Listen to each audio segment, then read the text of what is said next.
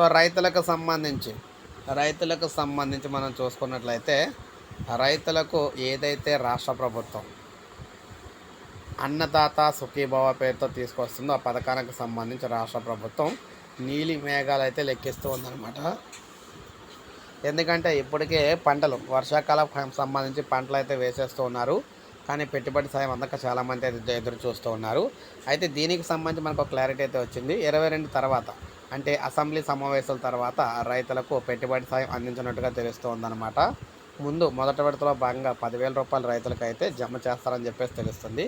అంటే ఒక్కొక్క రైతుకు అన్నదాత సుఖీభావ పథకం ద్వారా 20,000 రూపాయలు అయితే జమ చేస్తామని చెప్పారు. అందులో భాగంగా మొదటి విడత అనేది మనకి చూసుకున్నట్లయితే ఇప్పుడు ఈ మొదటి విడత అనేది ఇప్పుడు మనకి రైతులకైతే జమ చేయబోతున్నారన్నమాట. అసెంబ్లీ సమావేశాల తర్వాత ఈ 10,000 రూపాయలు అయితే రైతుల ఖాతాలకు అయితే రాబోతున్నాయి.